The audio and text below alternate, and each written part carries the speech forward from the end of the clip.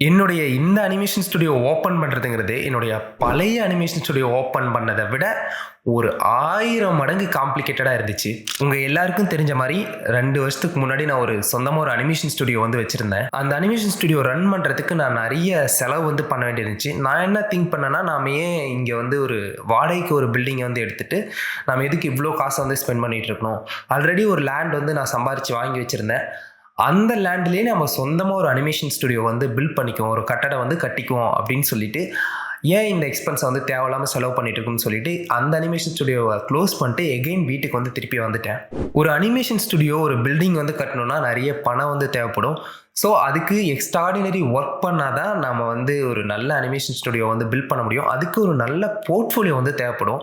So, நான் portfolio build பண்ணலாம் அப்படின்னு சொல்லிட்டு, நல்ல இண்டஸ்ட்ரி ஸ்டாண்டர்ட்ல இருக்க ஒரு அனிமேஷன் போர்ட்ஃபோலியோ வந்து நான் ரெடி பண்ணேன். போர்ட்ஃபோலியோ ரொம்ப நல்லா இருக்கு. பட் ஆனா வந்து எனக்கு வர ஒர்க்லாம் ரொம்ப பெரிய பெரிய ஒர்க்கா இருந்துச்சு. 2, 3 பேரு இல்ல ஒரு டீம் ஒரு 10 பேர் இருந்தா தான் அந்த ஒர்க் வந்து முடிக்க முடியும் அப்படின்ற அளவுக்கு பெரிய பெரிய ஒர்க்கா வந்து வர ஆரம்பிச்சது.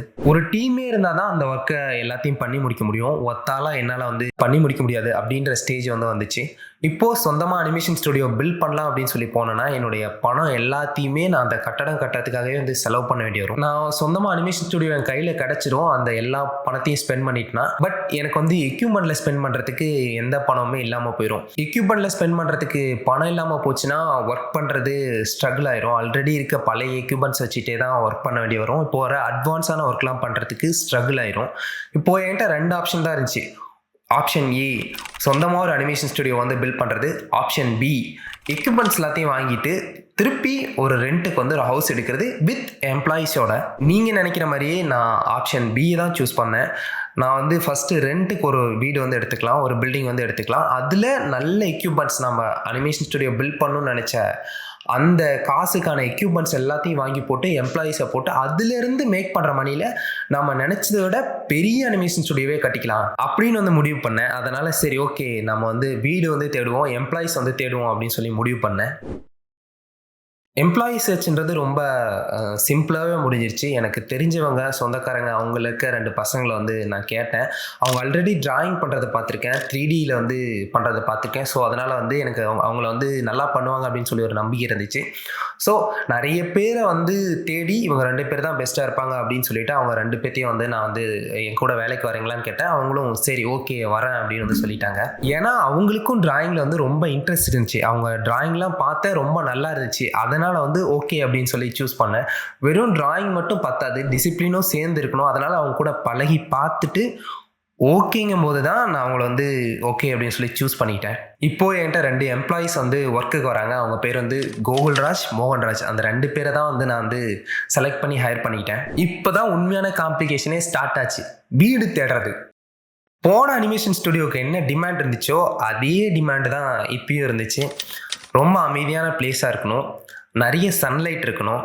பக்கத்துல நெய்பர்ஸ்லாம் பாட்டு போட்டு டான்ஸ் ஆடுறவங்க அந்த மாதிரி யாரும் இருக்கக்கூடாது. சவுண்டா எதுவும் பண்ணாதவங்களா வந்து இருக்கணும். அப்புறம் இந்த வாட்டி வந்து எங்க வீட்டுக்கு பக்கத்திலேயே இருக்கணும் அப்படின்னு சொல்லி நினைச்சேன். ஏன்னா வந்து எங்க வீட்டுக்கு பக்கத்துல இருந்தா நானும் எந்திரிச்சு வரதுக்கு ரொம்ப ஈஸியா வந்து இருக்கும். இப்போ வேலைக்கு வர போறவங்களும் வீட்டுக்கு பக்கத்திலேயே இருக்கிறதுனால அவங்களுக்கும் வந்துட்டு போறதுக்கு ரொம்ப கன்வீனியன்ட்டா இருக்கும் அப்படின்னு சொல்லிட்டு ரொம்ப கிட்டயே வீடு பார்க்கலாம் அப்படின்னு சொல்லி பார்த்தேன். எங்க ஏரியால அவ்வளோ வீடெல்லாம் வந்து கிடையாது. ரொம்ப கம்மியான வீடு தான் இருக்கும். ஒரு 30 வீடு அந்த அளவுக்கு தான் இருக்கும். அதுல மட்டும்தான் எங்களுக்கு வந்து ஒரு 4, 5 வீடு தான் காலியா இருந்துச்சு. அந்த வீட்ல மட்டும்தான் சூஸ் பண்றதுக்கு எங்களுக்கு ஆப்ஷன் இருந்துச்சு. நான் கோவிடுக்கு முன்னாடி வரைக்கும் சென்னையில தான் இருந்தேன். இப்போதான் இங்க வீட்டுக்கு வந்து வந்திருக்கேன். அதுவும் நான் எப்போ பார்த்தாலும் வீட்டுக்குள்ள மட்டும் தான் இருப்பேன். அப்பப்போ வெளிய வருவேன். பட் ஆனா அப்பயும் வந்து நெறைய பேத்து கூட இங்க சுத்தி இருக்கவங்க கூட வந்து பேசி பழகுறதுக்கான சான்ஸ் கிடைக்கல. அதனால வந்து நாங்க ஃபர்ஸ்ட் புதுசா வீடு போய் கேட்கும்போது, அந்த ஹவுஸ் ஓனருக்குலாம் எங்களுக்கு தெரிஞ்சிருக்கல. ஸோ அதனால வந்து நெறைய பேர் வந்து எங்களுக்கு வந்து வீடு குடுக்குறதுக்கு வந்து ரெடியா இல்ல. நெறைய பேர் வந்து பயப்பட்டாங்க. நாங்க 3 பசங்க இந்த மாரி ஒர்க் பண்ண போறோம் அப்படின்னு சொல்லி கேட்டவுடனே ரொம்ப பயந்தாங்க. நாங்க வந்து அந்த வீட்ட வந்து வாடகைக்கு எடுத்துட்டு, எல்லா பசங்களும் எங்க ஏரியா பசங்க எல்லாத்தையும் கூப்ட்டு, நாங்க வந்து அந்த வீட்டுக்குள்ள வந்து பார்ட்டி பண்ணா என்ன பண்றது? நாங்க பார்ட்டி ஹாலா மாத்திருவோமோ அப்படின்னு சொல்லிட்டு அவங்க வந்து பயப்பட்டாங்க. இன்னொரு மேஜர் மெயின் ரீசன் என்னன்னு பார்த்தீங்கன்னா, கபடி. எங்க ஏரியால இருக்க பசங்க, நானு, இப்போ என் கூட வந்து ஒர்க் பண்ண போற எம்ப்ளாயீஸ் எல்லாருமே வந்து கபடி பிளேயர்ஸ். அதனால வந்து எல்லாருமே பயப்பட்டாங்க. ஏன்னு கேட்டால் நான் ஒரு ஃப்ரீலான்சராக இருந்ததுனால பகல் ஃபுல்லாக வீட்டில் உட்காந்து வேலை செஞ்சுட்டு இருப்பேன். ஈவினிங் டைமில் 5 o'clock மேலே கபடி ட்ரெஸ் போட்டு வீட்டை விட்டு வெளியே வருவேன். அந்த டைமில் தான் என்னை வந்து நிறைய பேர் வந்து பார்த்துருப்பாங்க. கபடி கிரவுண்டில் போய் கபடி விளையாண்டுட்டு நாங்கள் வந்து கபடினாவே தெரியும் உங்களுக்கு வந்து சந்தோஷமாக பேசிக்கிட்டு அந்த மாதிரி வந்து கபடி விளையாண்டுட்டு வருவேன். மோஸ்ட்லி எல்லாருமே எங்கள் ஏரியாவில் இருக்குங்க எல்லாருமே வந்து என்ன நினச்சிட்டு இருந்தாங்கன்னா, இவன் சும்மா இருக்கான் வீட்டில் அப்படின்னு சொல்லி நினச்சிட்டு இருந்தாங்க. இவன் கபடி தான் விளையாண்டுட்டு இருக்கான், மற்ற எதுவும் பண்ண மாட்டான் அப்படின்னு சொல்லி நினச்சிட்டு இருந்தாங்க. நான் ஒர்க் பண்ணுறதுங்கிறது நிறைய பேத்துக்கு வந்து தெரியாது. ரொம்ப பேசாதவங்களுக்குலாம் நான் சும்மா கபடி விளையாடும் போது மட்டும்தான் எங்களை வந்து பார்த்துருப்பாங்க. அதனால வந்து ரொம்ப வந்து பயப்பட்டாங்க. கபடி மேட்சுக்கெலாம் போயிட்டு ஜாலியாக கபடி விளையாடும் போது கிரவுண்டில் வந்து நாங்கள் ஜாலியாக பேசிகிட்டு இருப்போம். அதெல்லாத்தையும் பார்த்துட்டு இவங்களுக்கு வீடு கொடுத்தா என்ன பண்ணிடுவாங்களோ, இந்த பையன் சும்மா தானே வீட்டில் இருக்கான் அப்படின்னு சொல்லிட்டு வந்து ரொம்ப பயப்பட்டாங்க.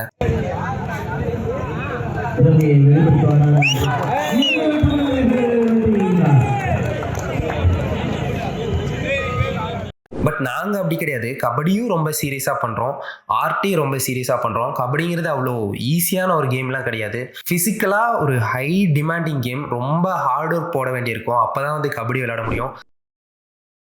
ஏரியாவில் இருந்ததே ஒரு 4-5 வீடு தான். அந்த 4-5 ஹவுஸ் ஓனர்ஸும் எங்களை வந்து ரிஜெக்ட் பண்ணிட்டாங்க. ஃபைனலாக ஒரே ஒரு வீடு வந்து ரிமைனிங் இருந்துச்சு. அந்த வீட்டில் இருந்தவங்க வந்து காலி பண்ணுறதா இருந்தாங்க. பக்கத்துலேயே வந்து வீடு கட்டிட்டாங்க. அந்த வீட்டுக்கு வந்து அவங்க வந்து ஷிஃப்ட் பண்ணுறதுக்கு வந்து ரெடியாக இருந்தாங்க. ஸோ அந்த வீட்டை வாங்கணும் அப்படின்னு சொல்லி பிளான் போட்டோம். அந்த பில்டிங்கை வந்து எங்களுக்கு வாடகை கொடுக்கணும்னா ஃபஸ்ட்டு எங்கள் அப்பா கிட்ட போய் சொன்னேன், ரெக்கமெண்ட் பண்ணுங்கப்பான்னு சொல்லிட்டு. மோகன்ராஜ் அப்பா கிட்ட சொன்னேன், கோகுல்ராஜ் அப்பா கிட்ட சொன்னேன். அந்த ஹவுஸ் ஓனரோட சொந்தக்காரங்க பார்க்குறவங்க எல்லாத்துட்டையும் சொல்லுவேன் எங்களுக்கு கொஞ்சம் ரெக்கமெண்ட் பண்ணுங்கன்னு சொல்லிட்டு. எங்களை தெரிஞ்சவங்களுக்கு என்ன தெரிஞ்சவங்களுக்கு தெரியும் நான் ஒர்க் பண்ணிட்டு தான் இருக்கேன்னு சொல்லிட்டு. ஸோ கபடி ஈவினிங் நேரத்தில் மட்டும்தான் வந்து விளையாடுவேன் அப்படின்னு சொல்லி தெரியும்.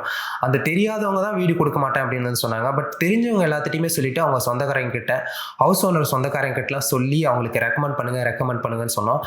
ரெக்கமெண்ட் பண்ணி ஒரு 2 மாதத்துக்கு முன்னாடியே நாங்கள் வந்து அட்வான்ஸ் வந்து கொடுத்துட்டோம். 2 மாதத்துக்கு முன்னாடி அட்வான்ஸ் கொடுத்துட்டோம். ஆனாலும் ஒரு பயமாக தான் இருந்துச்சு. ஒவ்வொருத்தரும் சொன்னாங்க அவங்க பையன் வந்து இங்கே வர போகிறாங்கன்னாங்க, ஏதோ ஒன்று சொல்லிகிட்டே இருந்தாங்க. ரொம்ப பயமாக தான் இருந்துச்சு. பட் ஃபைனலி ஒரு ஃபைன் சண்டே கொண்டு வந்து சாவி கொடுத்தாங்க. அப்போதான் எனக்கு வந்து உயிரே வந்துச்சு. நம்ம ஒரு அனிமேஷன் ஸ்டுடியோ வந்து சக்ஸஸ்ஃபுல்லாக ஸ்டார்ட் பண்ணிடலாம் அப்படின்னு சொல்லிட்டு.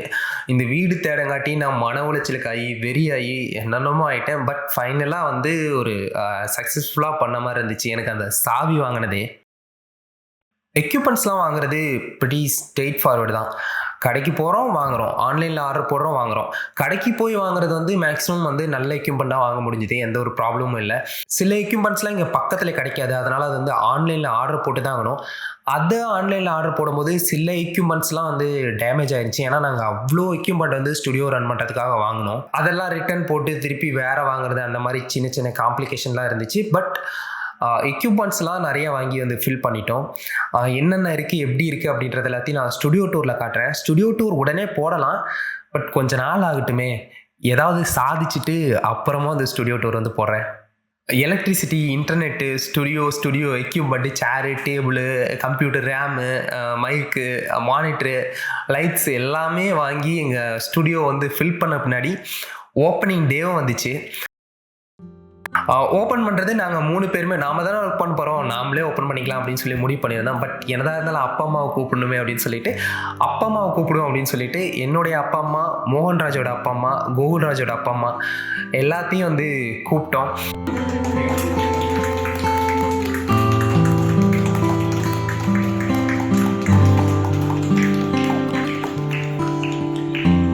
எங்கள் அம்மா வந்து அனிமேஷன் ஸ்டுடியோ வந்து ஓப்பன் பண்ணாங்க. நாங்கள் ஆரம்பத்தில் முடிவு பண்ணியிருந்தோம் ஒரு சாக்லேட் மட்டும் கொடுக்கலாம் அப்படின்னு சொல்லிட்டு.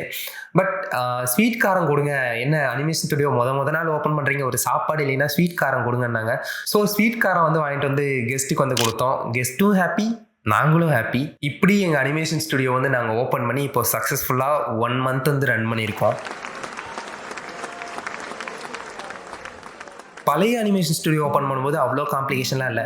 ஒன்றும் என் டேபிள் இருந்துச்சு, என்னோடய கம்ப்யூட்டர் இருந்துச்சு, மற்ற சின்ன சின்ன எக்யூப்மெண்ட்லாம் இருந்துச்சு. அதெல்லாத்தையும் ஒரு ஆட்டோவில் கொண்டு போயிட்டு அங்கே அனிமேஷன் ஸ்டுடியோவில் இறக்கிட்டு அட்வான்ஸ் கொடுத்துருந்தேன், ரெண்ட் பே பண்ணியிருந்தேன், அவ்வளோதான். இன்டர்நெட்டே என் மொபைல்லேருந்து எடுத்துக்கலாம். பவர் வந்து சின்ன ஒரு யூபிஎஸ் வந்து என்னுடைய கம்ப்யூட்டருக்கு வந்து வச்சுருந்தேன். அவ்வளோதான். அதை வந்து வச்சுட்டு ஓப்பன் பண்ணியாச்சு. அவ்வளோதான், பெருசாக ஒன்றும் யோசிக்கிறதா தேவையில்ல. பட் இந்த அனிமேஷன் ஸ்டுடியோ ஓப்பன் பண்ணுறதுங்கிறது அதை விட ஒரு 1000 மடங்கு காம்ப்ளிகேஷன் இருந்துச்சு. காலை வச்ச இடம் எல்லாமே கண்ணி வெடி தான். ஒரு விஷயம் வந்து நம்ம இப்படி நல்லா போகும்னு நினைப்போம், பட் வேறு மாதிரி மாறும். இந்த எக்யூப்மெண்ட் நல்லா வரும்னு நினைப்போம், அந்த எக்யூப்மெண்ட் ஒரு 10,000 மேலே ஏறிடும். இந்த எக்யூப்மெண்ட்டில் ஒரு 10,000 எக்ஸ்ட்ரா செலவாகும்னு நினைப்போம், அந்த எக்யூப்மெண்ட்டில் ஒரு 10,000 கம்மியாயிரும். செலவு அதிகமானதாக நிறைய இருந்துச்சு, கம்மியானது ஏதோ சின்ன சின்ன எக்யூப்மெண்ட்டில் தான் இருந்துச்சு. நீங்கள் ஒரு பிஸ்னஸ் ஆரம்பிச்சிட்டிங்கன்னா உங்களுக்கு லீவுங்கிறதே கிடையாது. ஏன்னா வந்து ஒரு ஃப்ரீலான்சராக இருக்கும்போது என்றைக்கு வேணாலும் லீவ் போட்டுக்கலாம். நீங்கள் ஒரு 2 நாள் லீவ் போட்டு கூட அந்த ஒர்க்கை ராத்திரியில் உட்காந்து முடிச்சிக்கலாம், விடிகாலில் எந்திரிச்சு உட்காந்து முடிச்சிக்கலாம்.